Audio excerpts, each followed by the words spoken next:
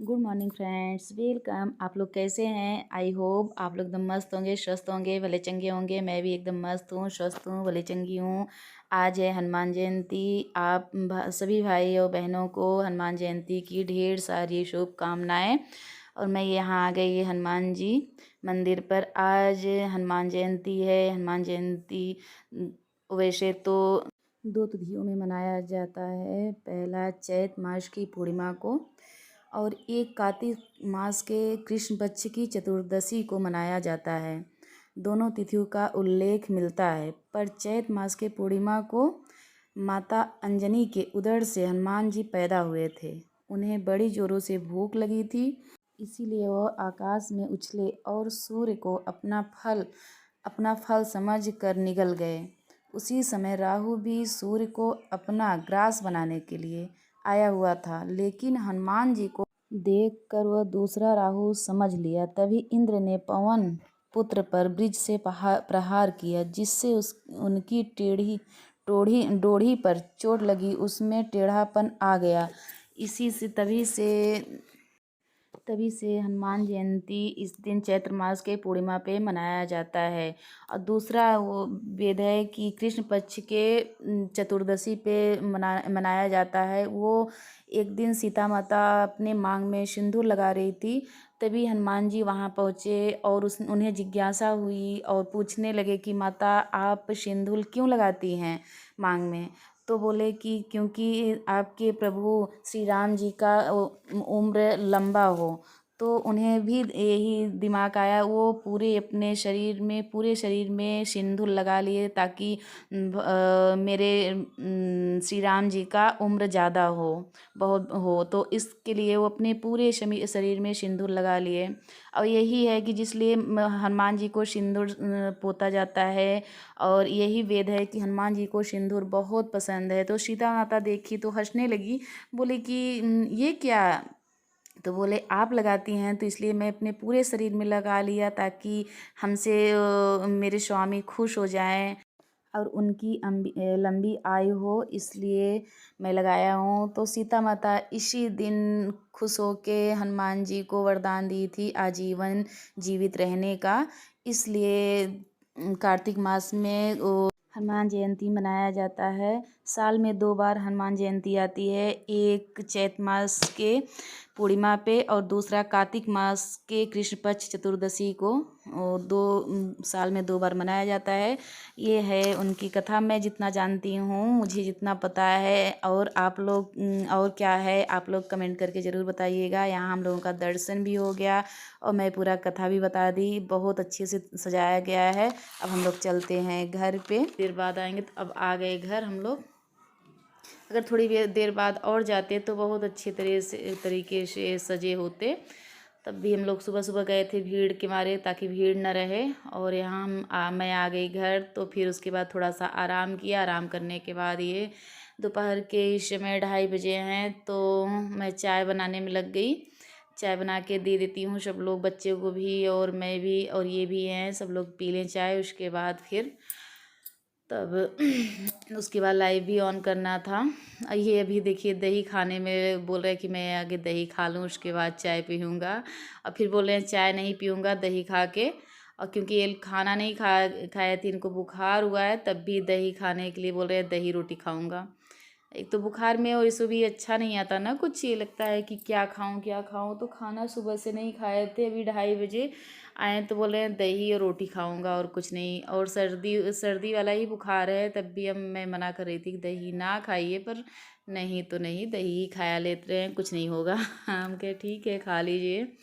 तो फिर उधर वो खाना खाने चले गए। मैं चाय यहाँ बना रही हूँ और चाय बनाते बनाते और सब काम भी कर रही। मैं ऐसे ही करती हूँ, थोड़ी सी अगर सूझबूझ से काम किया जाए तो किचन भी साफ़ रहता है। ऐसे ही मैं अगर किचन में आती हूँ तो किचन में चाहे जो भी कुछ बना रही हूँ, तो ताकि क्योंकि अगर छोड़ के जाया भी नहीं जा सकता, अगर छोड़ के जाएंगे तो जल जाएगा।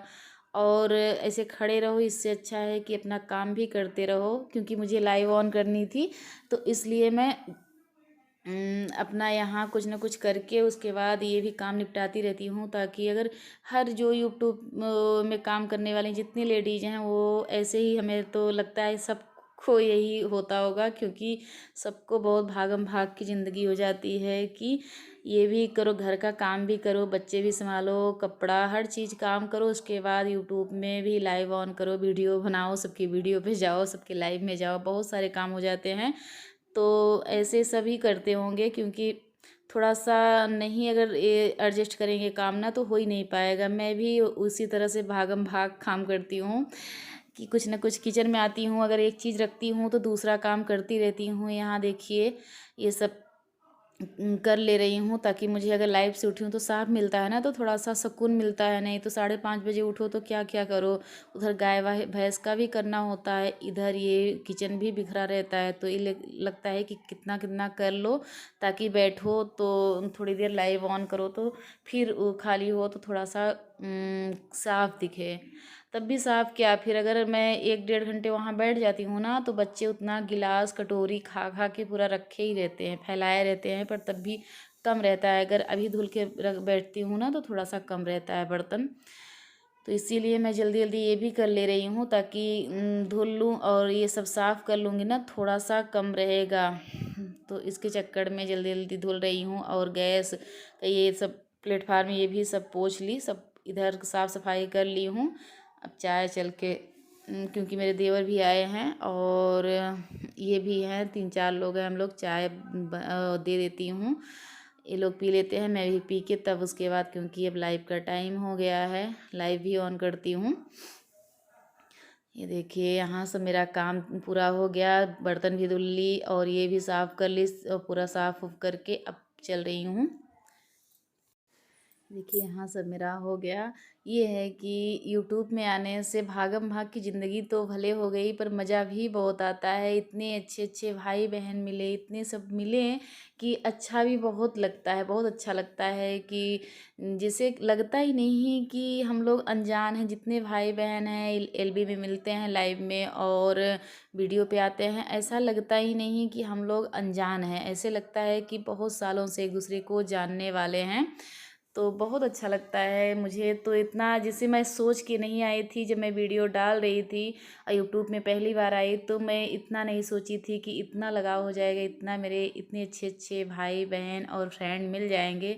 इतना तो मैंने कभी नहीं सोचा था, जितना यहाँ अच्छा लगा यूट्यूब में। और बहुत अच्छे अच्छे मेरे जितने वीडियो पे आते हैं, जितने लाइव में आते हैं, सब बहुत अच्छे वाले भैया और बहन हैं। यहाँ मेरी चाय बन गई और ये देखिए शाम का वक्त है और मैं बेसिंग बेसिंग धुलने लगी। पूरा खाना वाना खा के बर्तन साफ करके बेसिंग लास्ट काम है, बेसिंग धुलना। ये देखिए पूरी अच्छी तरह से साबुन से पूरी अच्छी तरह से बेसिंग धुल के, उसके बाद मैं आप लोगों को भी दिखाती हूँ एक प्याज का यूजफुल तरीका। कोई भी कॉकरोच या कीड़े मकोड़े ना आए, क्योंकि बेसिंग के ज़रिए नाली, जैसे नाली है, नाली के ज़रिए इससे पाइप के ज़रिए आते भी हैं। और क्योंकि खाना बनाया ये किचन में, तो किचन सबसे ज़्यादा साफ़ रहना चाहिए। यहाँ हमारा खाना बनता है, यहाँ मेरी लक्ष्मी, हम लोगों की लक्ष्मी माँ वास करती हैं, अन्नपूर्णा देवी वास करती हैं, इसलिए किचन को हमेशा साफ़ रहना चाहिए। और दिन में तो दिन में, शाम को तो बिल्कुल एकदम साफ़ करके ही लेटना चाहिए। ये देखिए पूरी अच्छी तरीके से। और मैं दिन में बेसिंग साबुन से धुलूँ या ना धुलूँ, शाम को मैं चाहे जितना भी थकी रहूँ, पर ज़रूर किचन को तो ज़रूर साफ़ करके लेटती हूँ। ये देखिए एक प्याज लेना है आप लोगों को, 2 टुकड़े में करके ये पूरे बेसिंग में ऐसे रगड़ना है, रगड़ के। और प्याज का बहुत अच्छा यूज होता है गर्मी में। अगर प्याज कट करके 1 2 अपने किचन में रखना चाहिए, उससे ना जितनी भी बैक्टीरिया या कीटाणु होते हैं ना, तो सबसे पहले प्याज में चिपकते हैं। प्याज अपनी तरफ खींच लेती है पूरा वो कीटाणु। तो इसके लिए प्याज बहुत अच्छा है, कीटाणु मारने के लिए बहुत अच्छा है। ये देखिए मैं रगड़ के उसके बाद बेसिंग में ही ऐसे रख दूँगी, जो कीटाणु होंगे तो बाहर उधर ही रह जाएंगे, बाहर नहीं निकले।